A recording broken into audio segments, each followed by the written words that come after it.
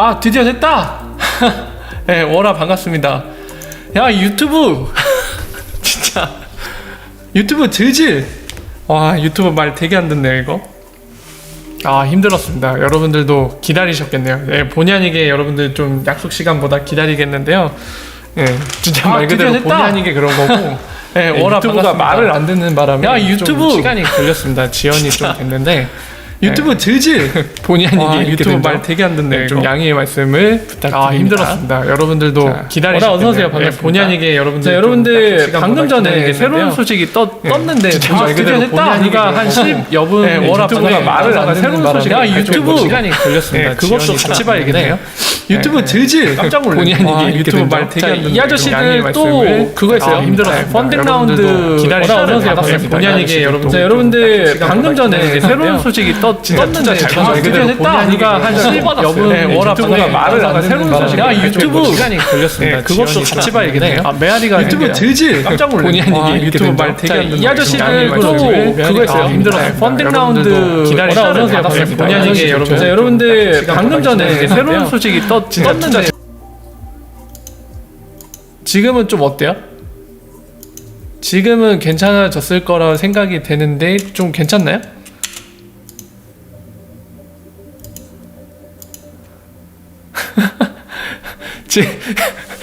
지금 됐나요? 네, 다행이네.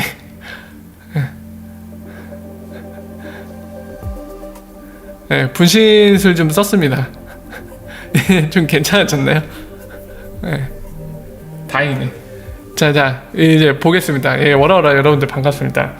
자, 이제 소식을 볼 건데요. 다시 좀 말씀드리자면은 지금 리프사가 한 10여 분 전쯤에 지금 화면에 보이시는 거고, 지금 또 투자 라운드를 해갖고, 예, 지금 보시는 것처럼 시리즈 C 펀딩 해갖고 2억 달러를 투자를 받았어요.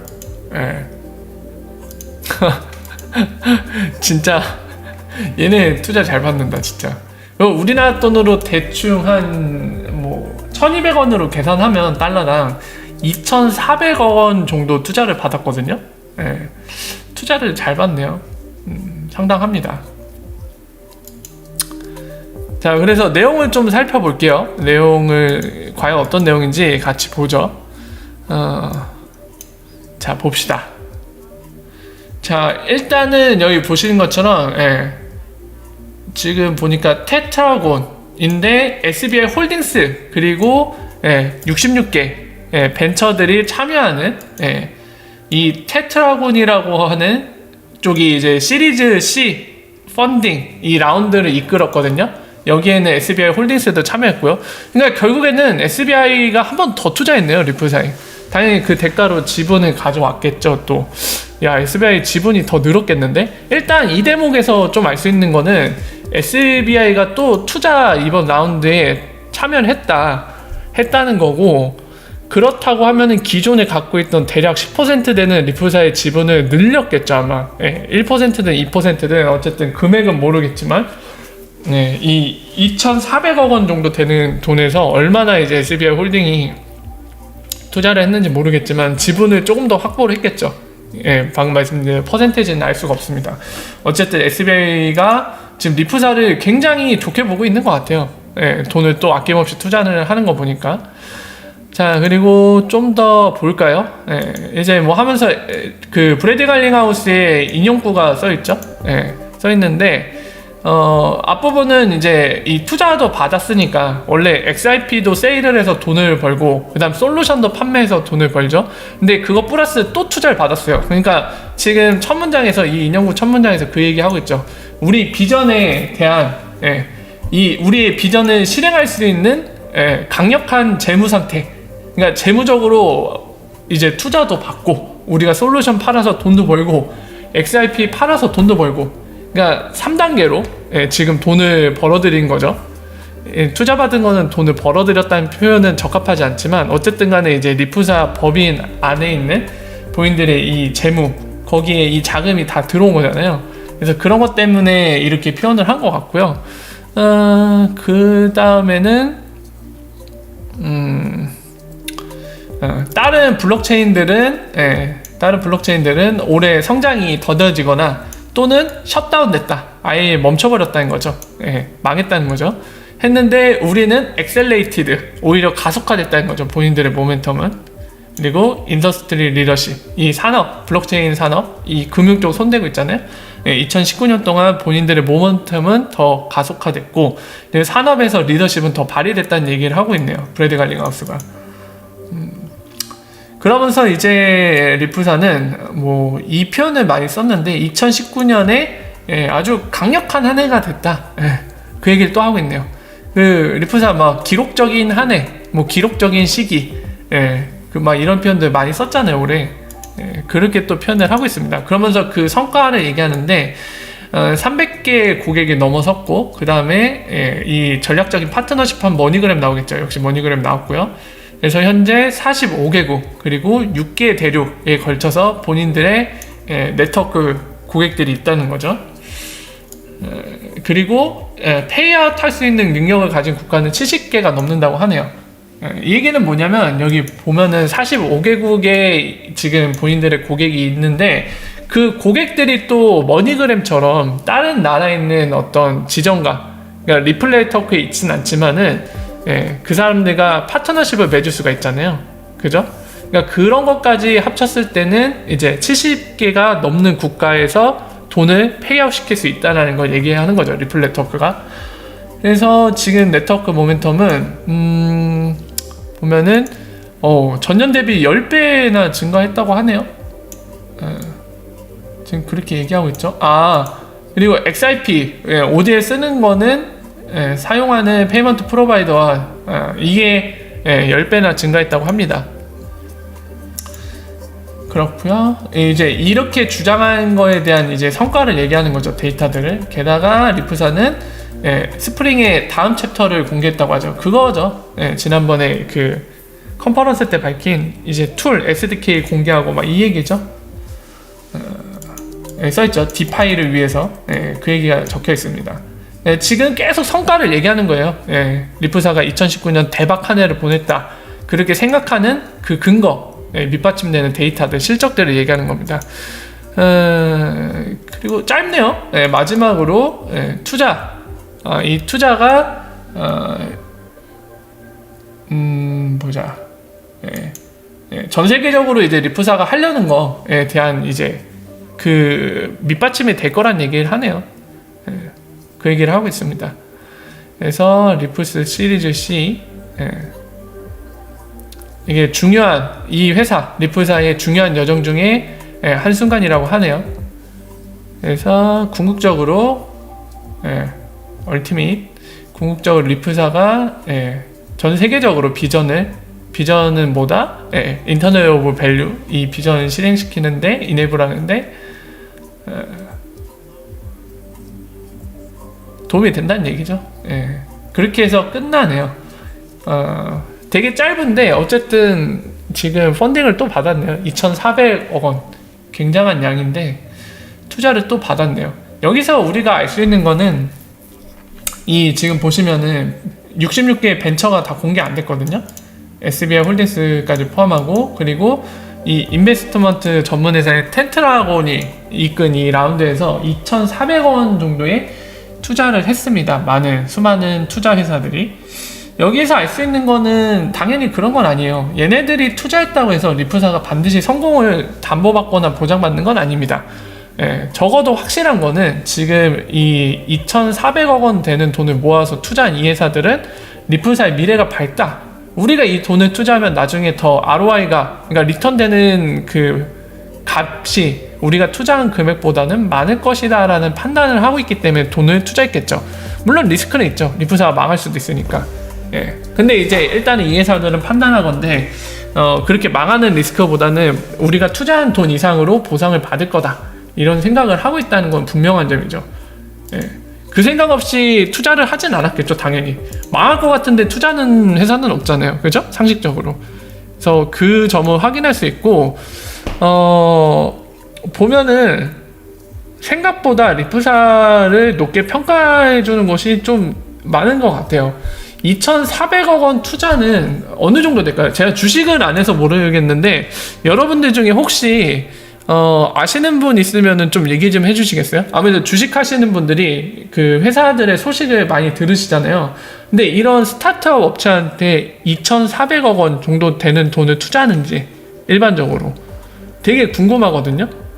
엄청난 액수로 보이는데 어떤가요? 주식 하시는 분들은 잘 알고 계시니까 시장 돌아가는 거 어때요? 이 정도 규모의 투자를 많이 하나요? 알고 싶어요. 저 몰라서 질문 드린 겁니다. 지금 이렇게 여러분들한테 반문하면서 리프사 대단하다 얘기하는 게 아니라 저는 주식을 안 하기 때문에 그거 모르거든요.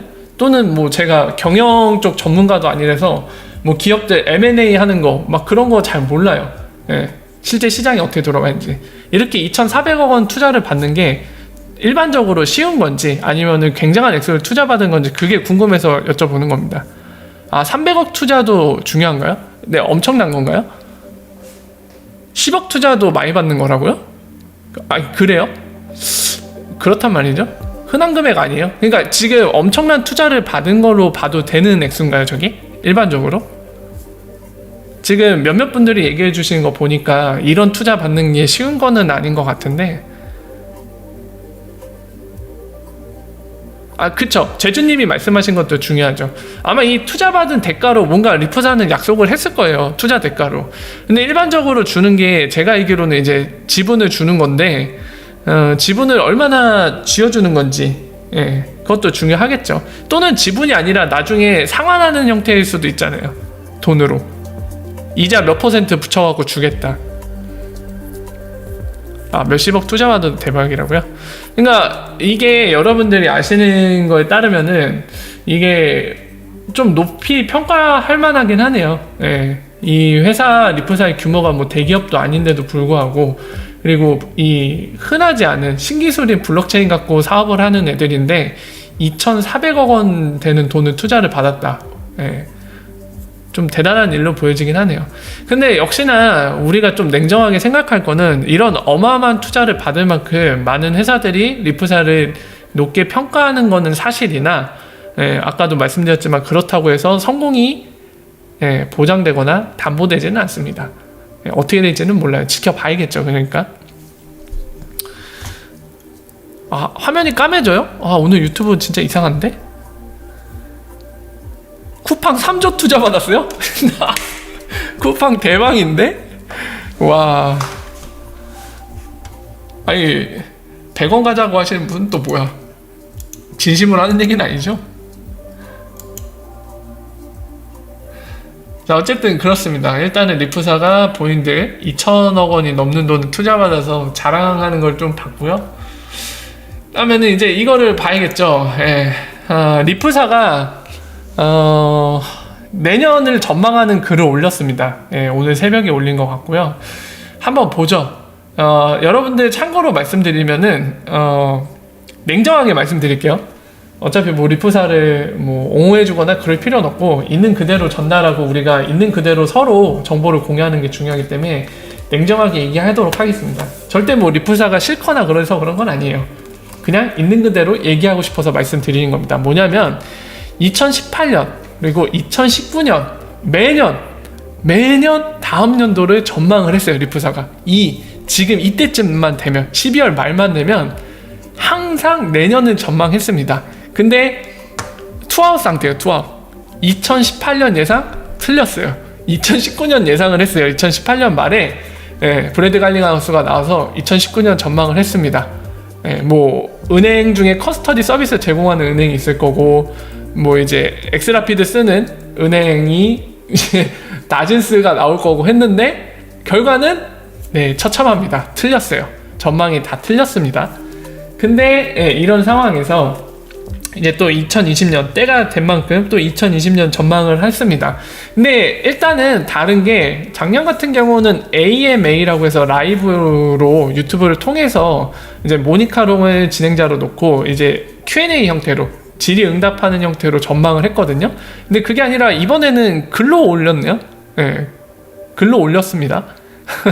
글로 올렸고 얘네가 왜 그랬는지 모르겠지만 일단 형태는 바꿨어요. 유튜브 라이브가 아니라 글로써 올렸습니다. 그래서 이 내용을 살펴볼 건데 살펴본 뒤에 제 개인적인 생각도 말씀드릴게요. 이따가 뭐 여러분들도 개개인마다 이제 이 글에 대한 리프사의 전망에 대한 생각들이 다 있으실 텐데 서로 얘기 나누는 건 이제 Q&A 시간 때 해보고요. 일단은 전반적인 내용을 보고 제 개인 의견이라기보다는 저희가 이제 살펴봐야 될 관련된 것들, 그러니까 내년 얘기를 하기 때문에 내년에 이와 관련돼서 뭐 규제나 이런 것들, 오늘 소식이 들려온 것들이 있거든요. 그리고 기사에서는 언급 안 되는 유럽 쪽 규제 관련된 소식도 제가 정리를 해서 말씀을 드릴 거예요. 그래서 내년에 실제로 리프사가 전망하는 게 과연 가능성이 있을지, 지금까지 투아웃 된 것처럼 내년도 전망도 3아웃 돼서 그냥 나가리 될지, 거기에 대해서 좀 심도 깊게 얘기를 나눠보도록 하겠습니다. 일단 내용부터 볼게요. 내용부터 보도록 하겠습니다. 자, 보죠.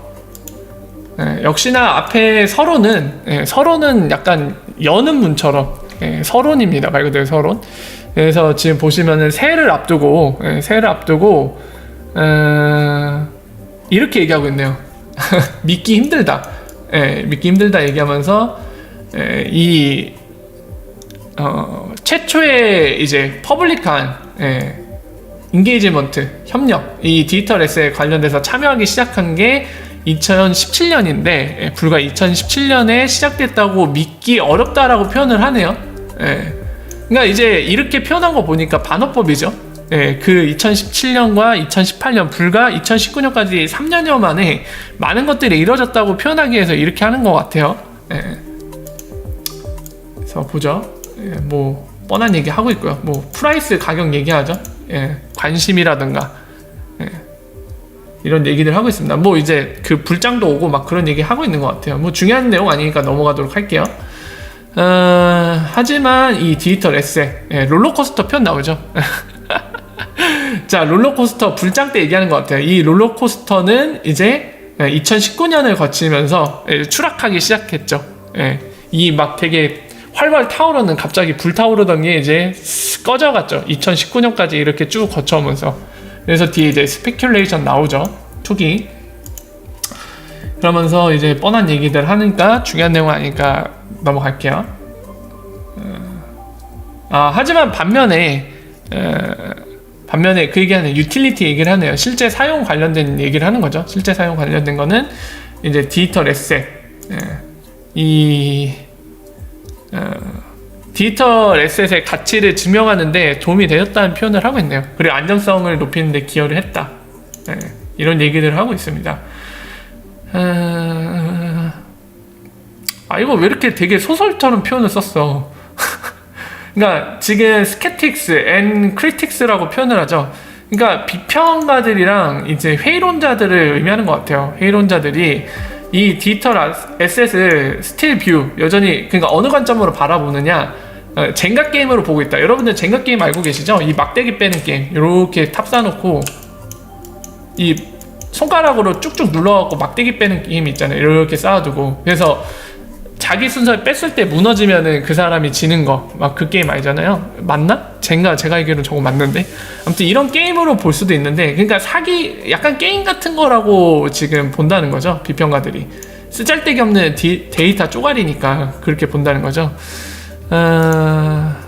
그래서 되게 또 표현을 이렇게 좀 은유법을 썼네 계속. 그래서 이 블록들이 모두 이제 무너지기를 기다리는 동안에 We here at 리플이라고도 해놨죠. 우리 리플사는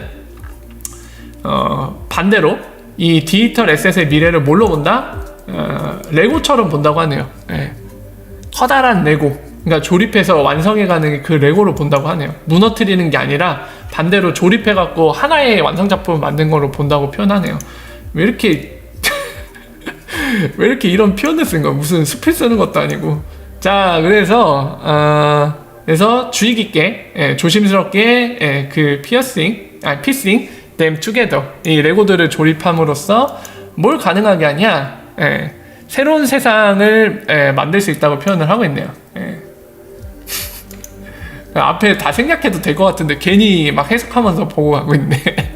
자, 그래서 2020년은 얘기하는 거죠. We believe, 믿는다. 2020년에는 reveal, new technology, 새로운 기술이 드러날 거고, and application for digital asset. 그러니까 이 디지털 에셋의 어플리케이션들, 이런 것들이 공개될 거라고, 등장하게 될 거라고 얘기를 하네요. 의미 있게, 의미 있는 것들이 등장할 거라고 예상한다고 합니다.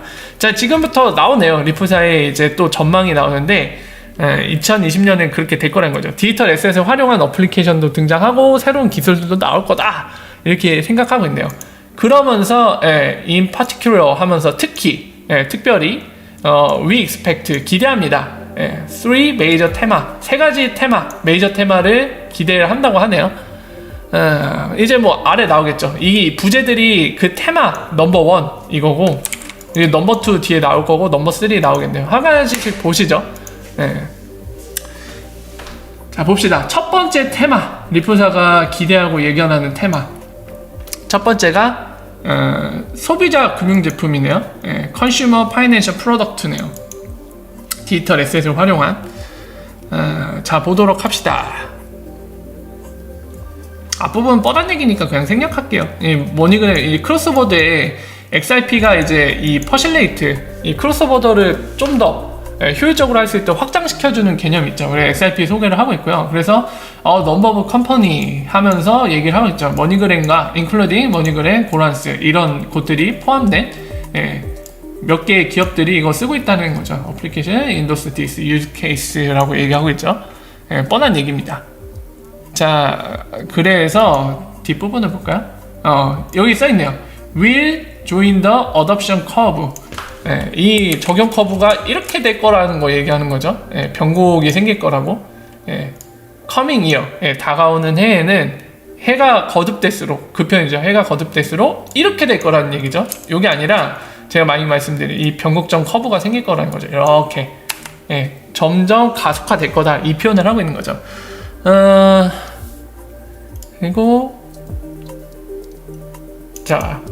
그리고 리플 팀이죠. 아웃팀이라고 한 거 보니까 기대를 한다고 하네요. 다른 디지털 에셋 그리고 유스 케이스도 다가오는 미래, 그리고 10년, 디케이드가 나왔네요. 10년을 얘기하는 거죠. find traction, 뭔가 찾아낼 거라고 보고 있네요. 그러니까 본인들 뿐만이 아니라 다른 디지털 에셋들도 그렇게 뭔가 실제 유스 케이스를 찾아내서 뭔가 사용될 거다, 향후 10년 동안 그 얘기를 하고 있네요. 자, 애쉬 얘기가 나오네요. 애쉬가 프리딕트 예상한다고 합니다. 모바일 월렛 얘기를 하고 있고요. 모바일 월렛이 이제 블록체인과 결합돼서, 크립토 커런시랑 결합돼서 이제 사용될 거다, 이 얘기를 하고 있네요. 그리고 특별히 디지털 에셋 적용, 그리고 블록체인 테크놀로지, 이 두 개의 적용은 모바일 월렛과 슈퍼앱, 라이크, 고잭, 이거 제 기억으로 그건데 말레이시아 그거 아닌가요? 제 기억이 맞는지 확인하러. 인도네시아인가? 고잭이랑 이 회사가 아마 제 기억으로는 동남아시아에 있는 회사인데, 이게 어디였죠? 말레이시아인가? 어쨌든 제 기억에 이 회사가 그 어디죠? 코인스피치를 인수를 했던 걸로 제가 기억이 나요. 나오죠? 올해 초에 요거 보세요. 제가 기억이 맞네요. 고잭이라는 회사가 코인스피치 사들였잖아요. 그러니까 이게 단순히 코인스피치의 모회사일 뿐만 아니라 고잭이 지금 애쉬가 이런 언급을 하는 거 보니까 리프사랑도 직간접적으로 좀 엮여있는 게 있는 모양이에요. 그래서 고잭이 언급이 나왔죠. 아무튼 고잭 같은 슈퍼앱 이런 것들이 모바일 월렛과 결합할 거라는 거죠. 뒤에 더 있네요. 고잭뿐만이 아니라 그랩이나 페이팔까지도 언급을 하네요. 얘네들이 좀 더 메인스트림으로 오게 될 거다. 서비스를 확장할 거란 얘기죠. 고객의 수요에 따라. 그리고 디지털 은행과, 그러니까 인터넷 은행이라고 볼 수 있는 부분이죠. 또는 이제 기존의 레가시 은행들도 제가 많이 말씀드린 DT라고 부르는 디지털 트랜스포메이션 거치면 이제 디지털 뱅크라고 할 수 있는데, 이것들과 경쟁을 하게 될 거라는 거죠. 그러니까 이 금융판에 지금 보시는 고잭 같은 또는 페이팔 같은 애들이 뭐 그냥 3류 회사는 아니지만 그래도 메인은 아니죠. 은행이 메인이죠. 근데 메인이라고 볼 수 있는 은행 쪽에 이렇게 비집고 뼈 들어올 거라는 거죠, 앞으로. 앞에 보시는 것처럼 디지털 에셋과 블록체인 테크놀로지 적용으로 얘네들이 진입을 할 거다, 이렇게 얘기하고 있고, 애쉬도 이제 애쉬에 따르면은 어덥션은 계속 확장될 것이다. New Credit and Loan Product, 크레딧과 론, 이 대출하는 거 그쪽에도 추가 확장할 거라네요. 그쪽까지도. 그래서 이머징 마켓 얘기 나오고 있고요. 예. 그리고 특별히 그 사람이 기대하는 게 이 메인스트림으로 가는 이 방향성 전환, 이 유스케이스는 이머징 마켓, 케냐나 아프리카, 나이지리아 이런 데서 더 빠를 거라고 보고 있네요. 라틴 아메리카나.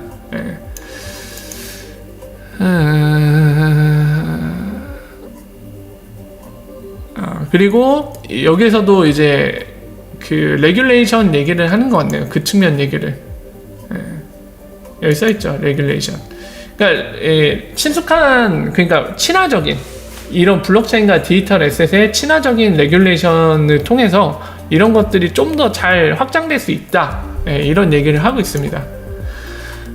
이 계속 얘기하네. 왜 이렇게 말이 많아요? 마커스 트리처도 유사하게 얘기를 한다고 하면서 설명하네요. 마이크로 페이먼트와 그리고 인터내셔널 페이먼트 관련된 얘기를 하네요. 뉴 커스터머 사용으로 확장이 될 거라고 얘기를 하고 있고요. 특별히 그 얘기를 하고 있습니다. 지금 이 부분에서는 뭐라고 해야 될까? 레일이 사라진대요. 카드 레일이 사라진다고 하거든요. 그러면서 이 뒷부분을 보면은 이제 어떤 의미로 얘기했는지 알 수 있겠죠. 자, 인용구인데, 타일랜드, 그러니까 태국을 지금 방문해서 여행하는, 일본 여행자를 상상해 보라고 하네요. 이 사람이 태국에 가갖고 뭔가 굿즈, 상품을 사요. 모바일 웹이나 QR코드로. 근데 이걸로 샀을 때 트리거 돼서, 그들의 일본에 있는 옌 카운트, 그러니까 일본 은행에 있는 엔화로 된 그 돈이 보관되고 있는 그 계좌에서 이 타이, 그러니까 태국의 바트, 법정화폐 얘기하는 겁니다. 이 법정화폐를 사용하는 상인의 계좌로 크로스보더 페이먼트가 즉시 일어난다는 거죠. 트리거 돼갖고. 그래서 많은 소비자들이 좀 더 이제 구매하고 이 솔루션을 활용해서 블록체인을 활용해서 이 방법으로 하게 되면은 페이오프, 이거는 굉장히 큰 거다. 이렇게 표현하는데 지금 이제 여기까지 보니까 어떤 의미로 얘기했는지 알겠네요. 그러니까 이거 실제적인 사례를 얘기하는 거나 다름없는데 여러분 떠오르신 거 혹시 있으신가요? 아마 있으실 것 같은데 거기에 생각하면 돼요. 머니탭. 머니탭이 실제로 QR코드 방식으로 진행하려고 지금 준비를 하고 있잖아요. 그러니까 그게 만약에 머니탭이 확장돼서 일본뿐만 아니라 태국까지도 사용 가능한 형태로 OD를 사용하게 되면 가능하겠죠. 실제적으로 그렇게 준비하려고 하는 것 같은데 그러니까 예시를 이걸 들었겠죠. 그래서 머니탭 이용해서 일본 사람들이 거의 태국에 가서 이제 QR코드를 결제되는 데 가갖고 QR 딱 대갖고 결제를 하면은 이게 카드, 앞서서 얘기한 카드로 결제하면 여러분들 청구가 어떻게 되나요? 해외에 가서. 해외에서도 사용 가능한 카드들 있잖아요. 그 비자나 마스터카드들이 해외에서 사용 가능하죠. 그거 하면은 나중에 청구돼서 날라오는 게 엄청난 수수료 플러스 거기다가 환율도 불리하게 적용돼 갖고 청구가 되잖아요. 이런 게 아니라 이거는 상인 입장에서도 별로 좋지 않습니다. 왜냐면 그 사람도 돈도 나중에 받고 그 사람들도 세틀먼트 나중에 받고 고객도 불리한 금액을 적용받아서 환율을 적용받아서 돈을 지급을 해야 되죠. 그리고 카드사 역시도 그렇게 썩 기분 좋은 일은 아니에요. 왜냐면 본인들이 이걸 처리하기 위해서 본인들도 외화 관련된 걸 직접 관리를 하던지 아니면 3자한테 부탁을 해야 되는데 3자 부탁하더라도 결국에는 최종적으로 실질적으로 돈을 움직이는 사람은 그 금융기관은 프리펀딩을 해놔야 된단 말이에요. 그러니까 누군가는 결국에 그걸 해놔야 돼요. 미리 환전을 시켜놓고 대기를 해야 돼요. 머니그램 CEO가 어제 얘기한 것처럼 금융기관한테는 이 환전이 이 피아트를 컨버트 시키는 게 고객이 요청했을 때랑 동시에 세임 포인트에 일어나는 게 가장 좋습니다. 해야지 본인들이 이거를 미리 바꿔놓을 때 재무적인 운영을 하면서 비용도 안 들고 여러 가지 불리한 점도 없어지거든요. 근데 지금 그거를 할 수 있다는 거죠. 리프셋 블록체인 테크놀로지로 이걸 할 수 있게 되면 카드 레일 필요 없다. 거기에 의지할 필요 없다는 거죠. 해외 가서 뭐 결제할 때 카드 쓸 필요 없이 머니탭으로 그냥 QR코드 딱 결제하면 그 순간에 상인도 돈 바로 받고 그리고 구매자 역시 이 여행자 역시도 불리한 환율 적용 안 받고 지금 실제 환율 그대로 적용받아서 최소한의 수수료로 지불할 수 있고 모두가 해피하다. 이거 엄청난 거다 라고 표현을 하는 거죠. 자, 그러면서 이제 마커스가 또 이제 프리딕트 한다고 하네요. 잠깐. 자, 그리고 대기업 얘기를 하네요. 컴퍼니 얘기를 하네요. 빅테크 컴퍼니 will continue enter the payment space. 여기에서 말하는 빅테크 컴퍼니는 이런 데 얘기하는 거죠. 구글, 페이스북, IT 회사들 얘기하는 겁니다. 이런 애들이 페이먼트 공간으로 들어올 거라고 합니다. 여기에서 여러분들 페이먼트는 말 그대로 지불을 의미해요. 지불을 의미합니다. 페이먼트 수단하면 인스트러덕션을 얘기하면 뭐가 있을까요? 카드 역시도 여기에 포함돼요. 지불 수단. 이해가 되시죠? 은행이랑은 좀 다릅니다. 지불 수단이에요. 페이먼트는 말 그대로. 그러니까 은행과 경쟁한다는 게 아니라 여기에서 말하는 마커스 트리처가 얘기하는 거는 이 페이먼트, 마치 삼성페이 같은 거, 페이먼트 플랫폼이 되던지 아니면 직접 지불하는 수단으로서 페이팔이나 막 이런 걸 하던지. 페이팔도 지불되잖아요. 해외 물건 직구한 다음에 페이팔을 통해서 지불할 수도 있잖아요. 그러니까 그런 식으로. 그러니까 좀 더 여러분들께 친숙하게 표현을 빌리자면은, 여러분들이 뭐 아마존 같은 데서 물건을 사려고 그래요. 물건 사고 싶은 거를 선택을 하고 장바구니에 넣고 여러분들 결제를 하시게 되겠죠. 다 담았으면은. 그럼 결제하면 이 물건들의 대가를 뭘로 지불할 거냐 물어보잖아요. 신용카드로 할 거냐, 현금으로 할 거냐, 페이팔로 할 거냐, 막 이런 수단들을 물어보잖아요. 그렇게 들어있는 것들이 다 페이먼트 수단이에요. 지불 수단. 그렇게 이해하시면 됩니다. 그러니까 그거를 제공하는 쪽으로 들어올 거란 얘기죠. 그 얘기를 하는 겁니다. 라인이 여기 꼈어. 그 예시로.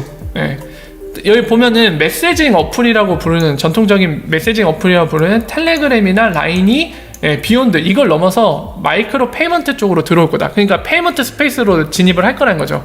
텔레그램은 제가 모르겠는데요. 라인은 지금 이미 하고 있습니다. 금융 쪽에 손을 대기 시작하고 있어요. 그래서 라인도 여기 껴준 것 같습니다. 실제로 라인이 이제 일본에서 인지도가 상당하죠. 한국에는 카카오라면 일본은 라인입니다. 한국의 카카오만큼의 그런 지분을 갖고 있어요. 절대적인 메신저 강자죠. 일본 내에서 독보적이에요, 라인이.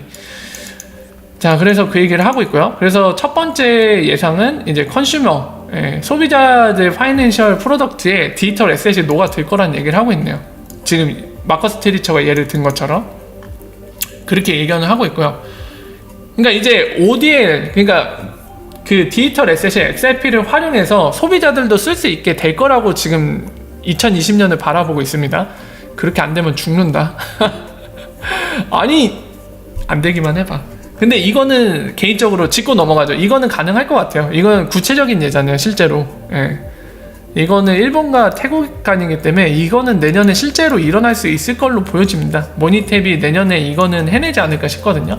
ODL도 여러분들 보셨지만은 2020년 1분기라고 얘기가 나왔죠. 그 플래시 FX, 호주의 리플렛 멤버인 플래시 FX CEO 말에 따르면 그 사람이 알기로는 2020년 1분기 때 일본 ODL이 열린다라고 알고 있다고 밝혔죠. 인터뷰를 통해서.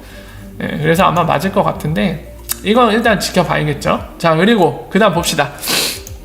그리고 디지털 자산 채택의 기관들의 디지털 에셋 채택에 가속화될 거라고 얘기하고 있네요. 그래서 뭐 그런 얘기를 하고 있고요. 블록체인 베이스 솔루션 그리고 디지털 에셋들을 전통적인 회사들이 좀 더 쓸 거다. 그러니까 레가시 회사들 얘기하는 거예요. 기존에 이 블록체인과 애초에 디지털 에셋을 다루는 회사가 아니라 기존에 있던 회사들이 이제 좀 더 이 솔루션들을 쓰기 시작할 거라는 얘기를 하고 있네요. 브리앤 메디건 얘기가 나왔네요. 브리앤 메디건 드디어 나왔습니다. 봅시다. 뱅크 오브 뉴욕은행과 그리고 스테이트 스트리트라는 금융기관이겠죠. 이런 회사들이 이제 신뢰할 수 있는 이 커스터디 브랜드, 보관 서비스를 할 수 있는 얘네들이 이제 앞서서 얘기한 것처럼 인벌브 되면 디지털 에셋 세계로, 그러니까 이걸 취급한다는 거죠. 취급하기 시작하면은 좀 더 이게 가속화될 수 있다는 거죠. 이네이블 될 수 있다는 얘기를 하고 있네요. 그래서 뒤에 인용구가 나왔죠. 그러면서 보면은 이런 플레이어들이 제도적인 신뢰를 높이고 이 제도적으로 채택되는데 길을 열어줄 수 있을 거라고 얘기하네요. 얘네들이 사용함으로써 그 얘기를 하고 있고, 브래드 갈링하우스도 나왔네요. 이게 그거구나. 기사에 주구장창 나오는 거. 요게 그 내용이네요, 여러분들. 2020년에는 그러니까 랭크 20권 안에 드는 가장 큰 은행 중에 절반이 디지털 에셋을 홀드, 보유하거나 트레이드, 거래를 제공할 것이라고 얘기를 하네요. 야, 우리 브래드 갈링하우스 또 도발을 시전했어요. 이거는 또 틀리면 혼난다. 이게 항상 커다란 걸 던지는데 과연 투아웃에서 내년에 3아웃이 될지 지켜봐야겠죠. 자, 여러분들 이 기사 이미 보셨을 텐데 2020년에 전 세계에서 가장 순위권 20위권 안에 있는 은행 중에 절반이 디지털 에셋을 홀드하거나 트레이드, 거래를 할 걸로 전망을 했습니다. 2020년에요. 안 되기만 해봐라. 자, 그리고 이단 비어드, 현재 스프링의 SVP, 수석 부사장, 뭐 그렇게 보시면 되죠. 기대를 합니다. 이 사람 같은 경우는 최소한 하나의 중앙은행, 최소 한 개의 중앙은행이 그 나라의 법정화폐를 토큰화시켜서 대체할 걸로 본다고 하네요. 그러니까 CBDC를 얘기하는 거죠. 2020년에. 그러니까 CBDC를 써서 그들의 피아트를 CBDC 형태로 발행을 하는 중앙은행이 한 곳 이상은 나올 거다, 이 얘기를 하네요.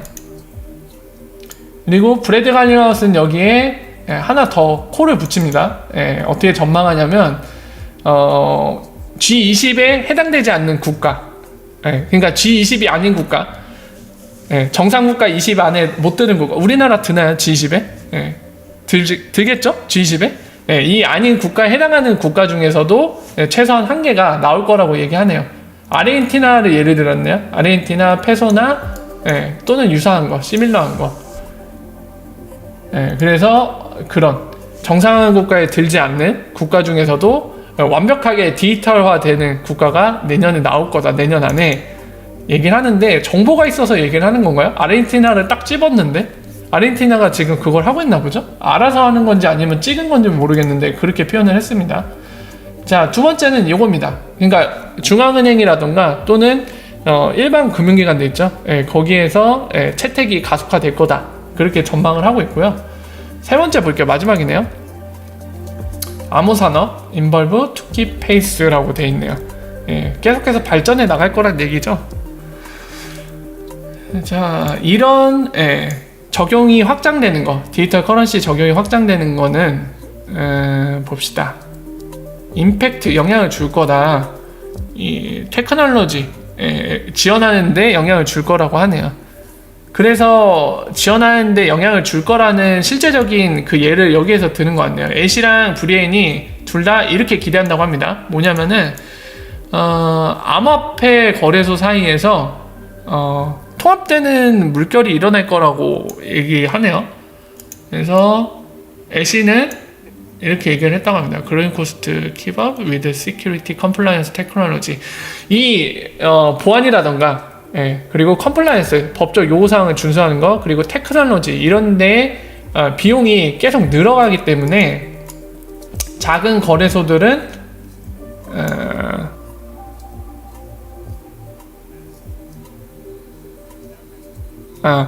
이 비용 늘어나는 게 작은 거래소들이 핸들링 할 수 있는 거 이상, 그러니까 감당이 안 된다는 거죠, 작은 거래소들은. 그래서 consolidation, regional, global player better compete with the 바이낸스. 그러니까 바이낸스 같은 회사들이 실제로 제가 어제도 말씀드렸잖아요. 바이낸스가 막 그 싱가폴 그리고 바이낸스 US 만드는데 본인들이 가서 직접 만드는 게 아니라 거기에 있는 기존 플레이어들을 본인들 지사화 시켜갖고 그렇게 통합해 나갔잖아요. 지금 그 얘기를 하고 있네요. 실제적으로 바이낸스가 그렇게 바이낸스 US, 싱가폴 만들면서 통합을 했잖아요. 이게 실제적인 예다라고 하면서 예를 들고 있네요. 그리고 브리엔도 얘기를 하네요. 브리엔도 디지털 자산하고 블록체인에 관한 관심으로 통합이 더 많이 추진되고 있음을 확인했다고 하네요. 보고 있다. 그게 보인다. 그래서 예상하기로는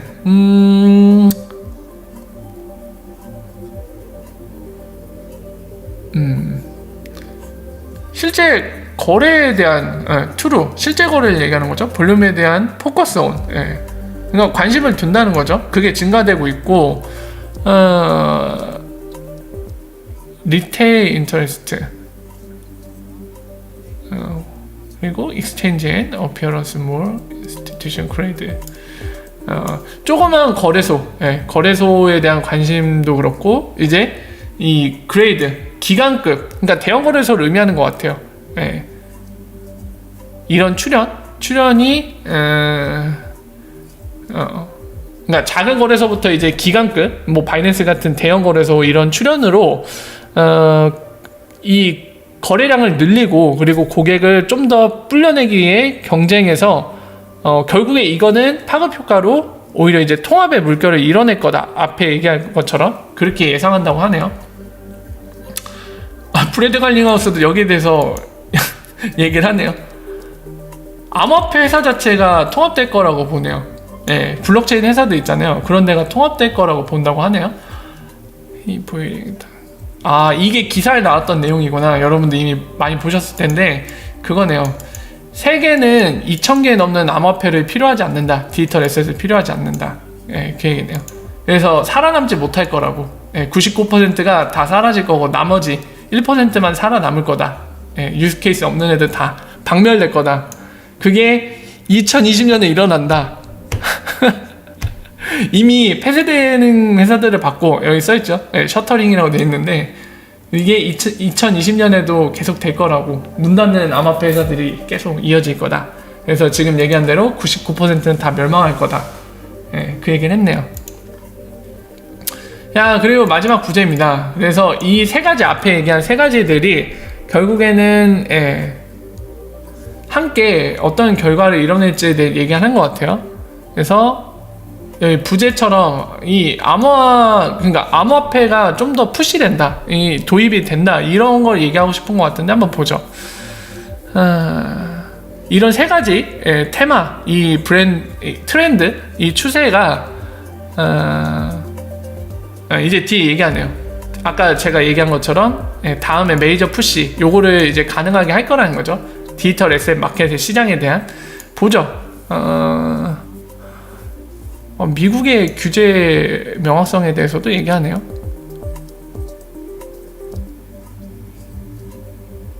뭐라고? 아니 이 사람이 예언을 했네? 비트코인이 2020년 5월까지, 그러니까 뭐라고? 잠깐만. 이 여자 봐라. 이 사람 진짜 내가 싫어하는 거랬네. 자, 지금 가격 예언이나 다름없는 걸 했습니다. 2020년 5월까지 비트코인이 반등할 거래요. 그리고 더불어서 이 비트코인이 내년 2020년 5월까지 반등하고, 그리고 더불어서 이제 미국에서의 이런 규제 명확성이 좀 더 인크리즈, 좀 더 명확해지면서 이제 디지털 에셋이 사용되는 걸로 인해서 이 기관들이 이 디지털 에셋과 블록체인에 도입하는 데 있어서 컴포트 레벨, 이게 좀 더 늘어날 거래요. 그러니까 안정성이 늘어난다는 얘기죠. 그렇게 예상한다고 합니다. 이거 뭐야? 가격 예언이나 다름없는 걸 했잖아. 2020년 5월까지 비트코인 반등할 거다. 이 사람 봐라. 자, 그리고 이런 혁신에 대한 얘기도 하고 있는데요. 이단 비어드가 얘기하고 있네요. 또 비유적인 표현 썼다. 그러니까 지금 applied to crypto as a safer asset class라고 얘기하는데, 디지털 에셋의 그 클래스 분류가 safer, 더 안전한 걸로 분류될 거다. 지금은 BIS나 그리고 뭐 세계 월드뱅크도 그렇게 했는지 모르겠는데, 어쨌든 국제결제은행은 확실해요. 제가 봤으니까. 암호화폐를 뭘로 분류하고 있냐면 위험한 자산으로 분류하고 있거든요, 여전히. 근데 이제 얘기하는 거죠. 이단 비어드는 이런 지금 얘기됐던 것들이 그런 트렌드로 변화함에 따라서 2020년에는 지금보다 더 암호화폐, 크립토 커런시 또는 디지털 에셋이 안전한 자산 형태, 그걸로 분류가 될 것이다, 이 얘기를 하고 있네요.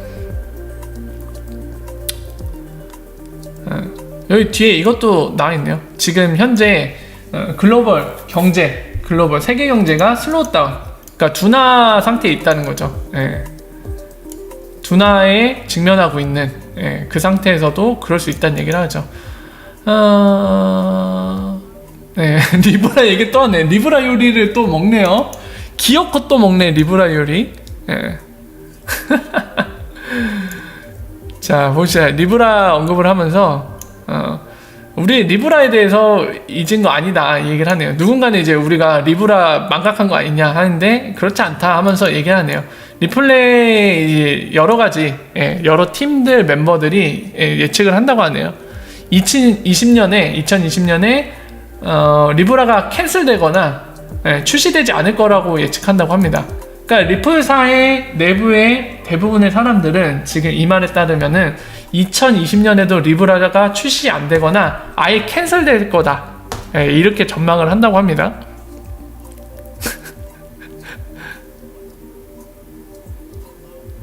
아, 이거 멀티플 팀이 리플 내부의 팀만을 의미하는 건 아닌 것 같네요. 지금 문맥상으로. 뒷부분을 보니까 그런 생각이 드는데, 자, 이렇게 생각하는 이유가 이 규제, 레귤러터리 인크리즈 된다는 거죠. 그리고 프라이버시, 개인정보 관련된 거, 그러니까 개인정보 보호 문제를 얘기하는 거죠. 그리고 그 어소시에이션 멤버, 그러니까 리브라의 그 협회 멤버들 탈퇴한 애들 되게 많잖아요. 이미 페이팔이나 이런 데 탈퇴했잖아요. 그러니까 그런 멤버의 이탈, 탈퇴, 이런 것들이 하나하나 이제 결합되었고 페이스북의 계획을 중단시킬 거라고 얘기를 하네요. 멈출 거라고. 참. 확실히 리프사는 리브라 요리 되게 좋아해요. 또 깠어요. 리브라 망해라 수준으로 내년에도 실행 안 되거나 완전히 계획 자체가 취소될 거라고 예견했는데, 와, 이거 과연 어떻게 될지 이 부분도 되게 궁금하네요. 저는 오히려 이렇게까지 생각 안 하는데, 뭐 일단 제 생각이나 여러분들 생각을 교환하는 거는 이따가 Q&A 때 하도록 하죠. 일단은 내용부터 쭉 볼게요. 그리고 마지막 문장인데, 그리고 다가올 해, 그리고 향후 10년을 얘기한 거죠. 디케이드 얘기하는 거 보니까 디지털 에셋, 블록체인이 계속 이머지, 합쳐지는 거 얘기하는 거죠. 코어로서 합쳐질 거라고 하네요. 세계 파이낸셜 퓨처, 세계 경제 미래에 합쳐질 거래요. 합류될 거라고, 핵심 토대가 될 거라는 표현이죠. 그리고 오늘의 포스트 무버, 오늘의 선두주자, 그 변화를 일으키는데 핵심적인 역할을 할 거라고 얘기하네요. 그래서 우리는 익사이트하다. 앞으로 펼쳐질 것들을 보게 돼서 아주 익사이트, 기쁘다 얘기를 하고 있네요. 이렇게 해서 마무리가 되네요. 자, 우리가 이거 물론 조심해야 될 게 리프사의 예견일 뿐입니다. 그러니까 리프사의 생각이에요. 다만 이제 이 생각이 이루어질지 안 이루어질지에 대해서 우리가 몇 가지 팩트를 살펴볼 수 있는데, 지금부터 그 팩트를 몇 가지를 살펴볼 겁니다. 일단은 규제 부분에서 우리가 살펴볼 필요가 있어요. 규제 부분에서 살펴볼 필요가 있는 부분이, 미국에 지금 이 법안 관련돼서 초안 내용이 나왔거든요. 여러분들 보셨죠? 요 기사 초안이 나왔어요. 지금 기사를 통해서 공개됐는데, 세 가지로 분류할 생각을 갖고 있는 것 같습니다. 확정된 게 아니기 때문에 아직 뭐라고는 얘기 못 하는데, 세 가지로 분류할 생각이 있는 것 같아요. 지금 보면은 이 관련 기관은 세 가지가 있잖아요. CTFC, 이거는 이제 그거죠. 우리나라로 따지면 증권거래가 아니죠. 선물거래위원회, 그거고, SEC가 이제 증권거래위원회, 굳이 우리나라식으로 표현하면 그렇다는 거예요. 그리고 마지막으로 핀센이 이제 금융당국으로 보면 되죠. 그래서 어떻게 분류할 생각을 갖고 있냐, 이 세 가지를 분류해서 얘네들한테 각각 맡길 생각인데, 지금 보면은 CFTC는 크립토 커머디티, 그러니까 암호화 상품, 그리고 SEC는 크립토 시큐리티, 암호화 증권, 이 암호화폐 중에서도 증권 성격을 갖고 있는 것 있죠. SEC한테 컨트롤 받고, 핀센이 뭐다? 크립토 커런시, 암호화폐, 이런 식으로 얘기가 나오고 있거든요. 초안이. 여러분들 이미 이걸 보자마자 직감했겠지만 리플사는 어느 쪽으로 분류되는 걸 원할까요? 이미 답은 나와 있죠. 요 친구죠.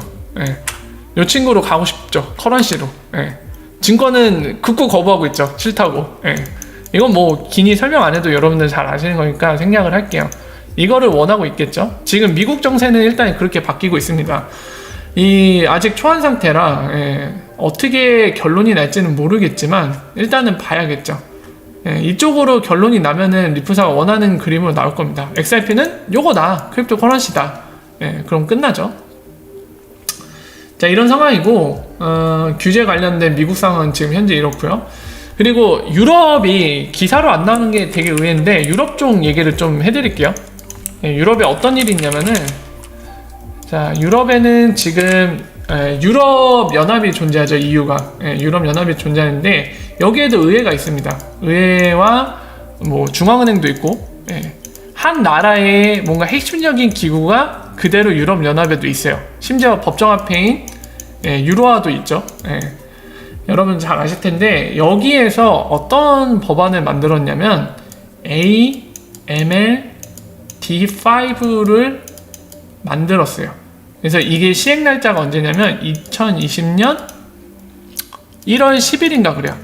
이 날짜는 정확하지 않습니다. 월까지는 정확해요. 근데 요거는 제가 제 기억의 기준에서 말씀드린 거라 10일이 맞는지 모르겠는데 아마 맞을 겁니다. 제 기억은 그래요. 자, 그래서 지금 말씀드린 이 AMLD5라는 게 이때부터 시행이 될 건데 이미 예고가 된 거예요. 공포가 됐습니다. 시행일만 이때인 것 뿐이에요. 2018년 중순쯤에 이미 공포가 됐어요. 유예기간을 준 것 뿐입니다. 그래서 어떤 거에 대한 내용이고 어떤 거에 대한 시행이냐, 이제 핵심만 설명드릴 텐데 디테일은 생략할게요. 시간이 많이 걸리기 때문에 핵심만 말씀드리겠습니다. 피아트와 암호화폐 간의 거래를 제공하는 주체는 뭐를 해야 된다? 안티머니 론더링을 위해서 KYC 이런 거를 반드시 해야 돼요.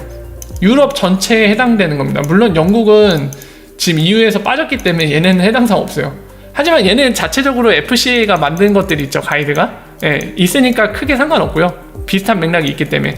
그리고 영국이나 영국처럼 EU 유럽연합에 함께하고 있지 않은 애들은 빠지지만 나머지 유럽연합에 해당되는 모든 유럽 국가들은 요걸 준수해야 됩니다. 방금 말씀드린 거. 피아트와 암호화폐 거래를 제공하는, 암호화폐 대 암호화폐 거래만 하는 거래소면 상관없는데 법정화폐를 하나라도 낀다, 뭘 해야 되죠? 방금 말씀드린 거, 안티머니 론더링을 위한 KYC를 반드시 해야 됩니다. 안 하면 법을 어긴 게 돼요. 불법이에요.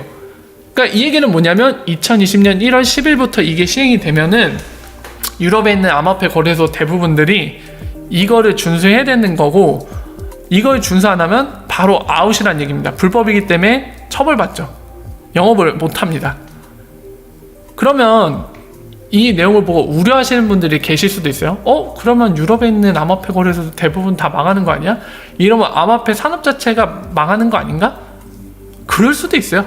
대부분의 암호화폐 거래소가 이거를 못 지켜갖고 다 문 닫아갖고 그럴 수도 있는데, 본인들이 장사하고 싶으면은 이거 준비를 하겠죠. 이미 준비를 해왔겠죠. 제가 아까 말씀드린 것처럼 2018년 중순에 결정된 일이기 때문에 1년 반 정도의 유예기간을 준 거란 말이에요. 그러니까 이미 준비를 해왔겠죠. 생각 있는 애들은. 그죠? 그래서 영업을 이어나갈 텐데, 이렇게 정상적으로 이제 제도권 안에 들어온다는 의미가 되거든요. 법적으로 요구하는 사항들이 있고, 항상 암호화폐 관련돼서 문제 삼는 게 테러 단체한테 자금을 조달하거나 또는 자금 세탁을 할 수 있기 때문에, 그것 때문에 되게 우려하잖아요, 각 국가들이. 근데 이 문제를 해결 안 되는 합법적으로 제도권 안에서 거래를 할 수 있게 해준다는 거잖아요. 아까 리프사가 그렇게 바라보는 것과 어느 정도 일맥상통하죠. 그러니까 이런 규제 문제가 클리어해지면은 합법으로서 이제 참여를 할 수 있잖아요, 플레이어들이. 그러면 어떻다? 기관 입장에서는 법의 요구사항이 있는데 이미 그걸 만족했어요. 그러면 불법이 아닌, 또는 불법도 아니고 합법도 아닌 애매한 걸로 되게 위험하다고 판단할 수도 있는데, 지금까지 상황과는 다르게 뭐다? 법으로 인정된 합법 비즈니스라는 거죠. 그런 상태에서 안정감을 느낀 상태에서 플레이를 할 수 있다는 거죠, 플레이어들이. 그렇게 편입되는 긍정적인 효과를 가져올 수 있죠. 유럽 쪽은 이런 변화가 있습니다. 지금 한 달도 안 남았어요. 한 20일 정도 남은 얘기인데, 이게 시행되면은 확실히 어느 정도 정리가 될 걸로 보입니다. 근데 우리나라는 아직 그것도 안 됐죠. 우리나라 그 특근법 관련해서 이런 맥락의 얘기는 나왔는데, 그게 지금 기사에 따르면 바로 통과되더라도 언제다? 그 1년 6개월인가 주죠. 똑같이 우리도. 그러면은 2020년이 훨씬 넘어야지 실제적인 효력을 발휘하죠. 그러니까 되게 늦은 거예요, 우리나라. 확실히 되게 발이 늦었어요 지금. 지금 그런 상황에 있습니다. 아이고. 자, 그래서 지금까지 리플사의 2020년 전망도 봤고요. 그리고 이 전망이 규제 위주로 이제 규제에 적용에 따른 파급력, 그러니까 뭐 기관들이 더 안정성을 느끼고 뭐 이런 얘기들 나왔는데, 그것과 관련해서 메인 시장인 미국 쪽과 그리고 유럽 쪽 이제 20일 정도 시행을 앞두고 있는데, AML, D5 그런 거를 좀 살펴봤는데요. 이 정도를 참고하시면서 보시면 될 것 같아요. 그래서 이 정도로 정리가 가능한 것 같습니다. 자, 우리 잠깐만 쉬었다가 Q&A 시간 가지면서 여러분들 이 리프사의 전망이라던가 또는 리프사 투자 받은 거 그리고 기타 소식 관련해서 이제 얘기 나누고 싶은 것들이 있을 텐데요. 잠깐만 쉬었다가 2부 Q&A 순서 때 함께 얘기 나눠보도록 하죠. 잠깐만 쉬었다 가겠습니다.